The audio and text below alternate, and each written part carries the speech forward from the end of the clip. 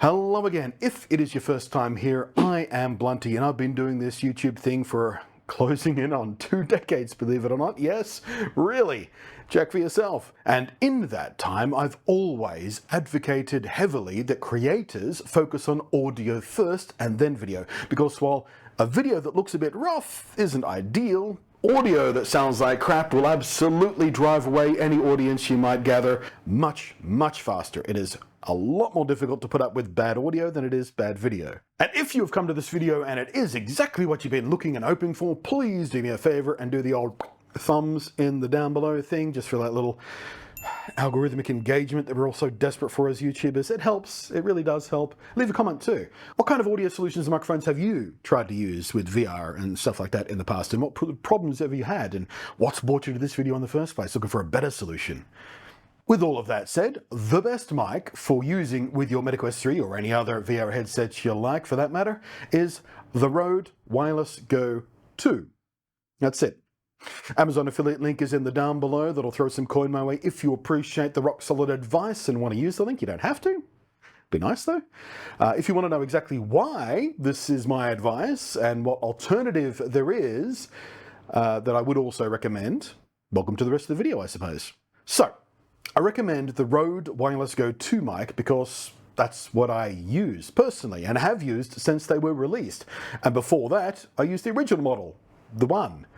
I also use Rode mics as my go-to on-camera shotgun mics and have done for many years now. They're very good value, incredibly reliable, and they have a superb decades-long reputation. They are not the only mic I've ever used. I'm not stuck with that brand and nothing else. There are some other brands I use on cameras and stuff like that I like quite a lot. I've reviewed them and stuff, but Rode is always my go-to. Now, this is not an ad, nor have Rode mics sponsored this video or ever sponsored me for anything in the past, as a matter of fact.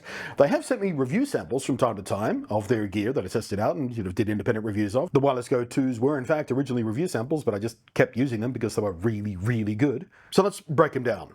The Rode Wireless Go 2 mic system comes in 2 parts, a transmitter and a receiver.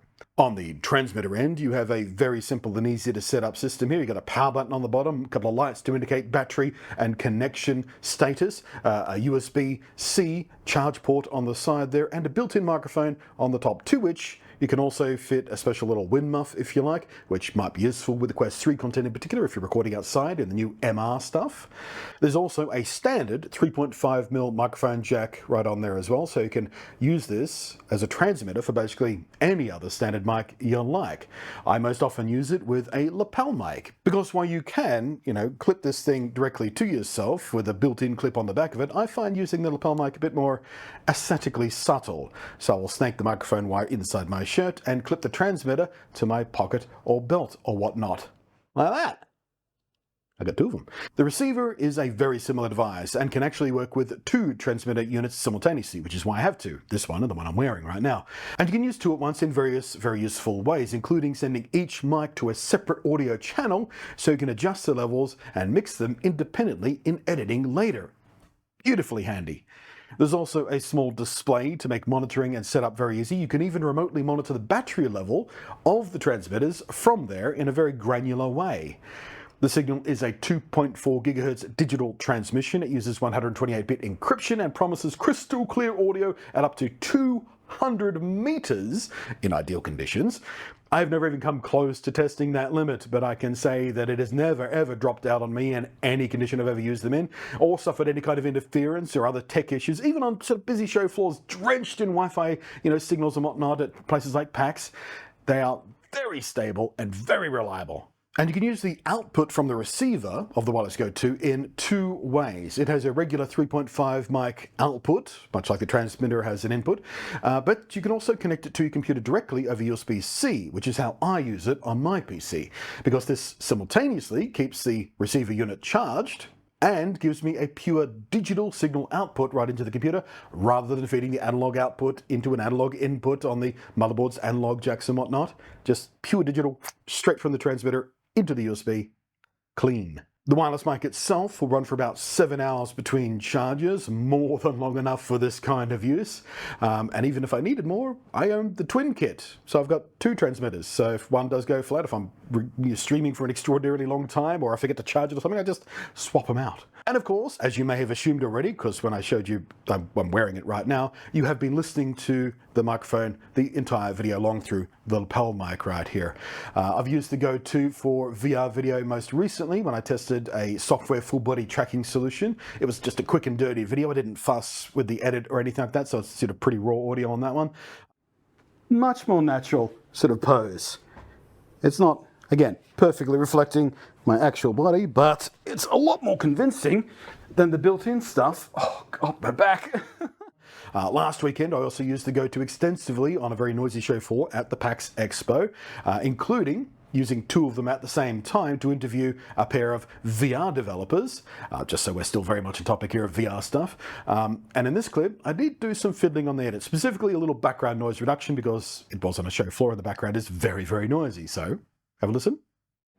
We'll be also having custom leaderboards where you can send it to your friends, or content creators can share custom leaderboard links with their audiences to compete against each other for the highest score. We really want to encourage people to play against each other and interact with each other within the game. On top of that, we're going to be launching with 30 levels. We only have 13 on show here today. I've also used the Go 2 for live streaming in VR because obviously if I've got this thing sitting in front of me, which is the microphone I usually use at the desk, even if I'm sitting down in VR, just live streaming, Avatar or whatever, you don't want to accidentally belt the microphone with your controllers. So it helps to have a microphone that goes with you and stays out of your way. And I've used it, in all kinds of situations, outside in 2 camera pieces, and just so flexible. They are massively versatile and absolutely reliable. And again, it's why I recommend them so very, very strongly. But there is another mic I used to use extensively for VR video content though. If for some reason the Rode doesn't suit you, I don't know why it wouldn't, but just in case you want another choice, there is another choice I can recommend. The Antline Audio ModMic Wireless. I quite liked it. They sent one to me for review originally and I kept using it, just similar story to these. It's easy to use. It's just a simple mic and receiver arrangement, USB dongle kind of thing. It had decent sound and even some built-in noise cancelling. Useful. It also had a magnetic connection mounting system, which was pretty handy, especially for the VR headset. You just pop it on the side there. But I recommend it secondary to the Rode because of my own personal experience with it. It was not as robust as I would have liked, basically. I take care of my gear, and this was one of the very, very few microphones I've ever had just fail on me during regular use. Wasn't even traveling with it or anything. It always stayed in the apartment. Now, this was after a couple of years of fairly regular use, which is, not terrible. It's not like it fell apart within months of getting it or anything like that, but it's still a lot more fragile than I'm used to with my microphone gear. And again, I've been using Rode mics since something like 2008, and not one of them has ever broken down on me, not a single one of them. So, while I don't necessarily expect everybody to have the same 2-year lifespan on a ModMic Wireless from Antline that I had, I can also only make recommendations like this based on my personal experiences, and that was my personal experience. It fell apart before I would have liked it to. Good product in use, not as good as Rode's wireless offering. Also, the Rode mic tends to sound a little bit better, although they're both certainly good enough for this kind of content. Now, it's also pertinent to remind you, or at least explain to some of the newbies out there, neither of these mics will work directly with the Quest in standalone mode. Meta have provided no way to use any external mics with the built-in software or apps, unfortunately. So if you're just looking for better voice chat quality in standalone mode, you are simply out of luck until and unless Meta allow external microphone input over USB or Bluetooth or something, anything. It's very frustrating that they don't do that.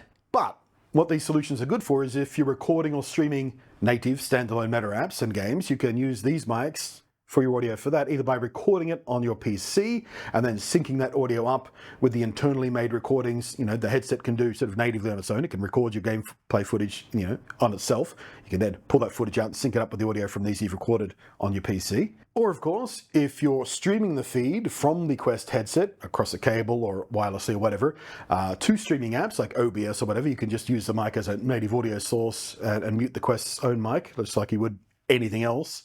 And of course, in PC VR native use, you can just select the mic like you normally would, either in Windows as the default mic or in the specific VR app to have its audio used for in-game chat and whatnot. Super easy to do that.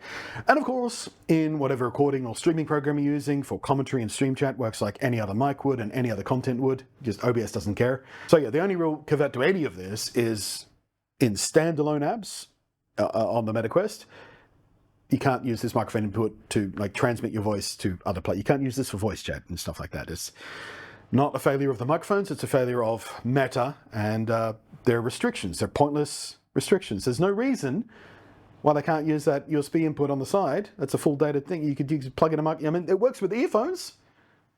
Like there are literally wireless earphones. You can get have a little dongle to reduce the latency and stuff, so you can use them, and it can transmit data across it when you connect it to the PC and all that kind of stuff. Then it's got Bluetooth on it.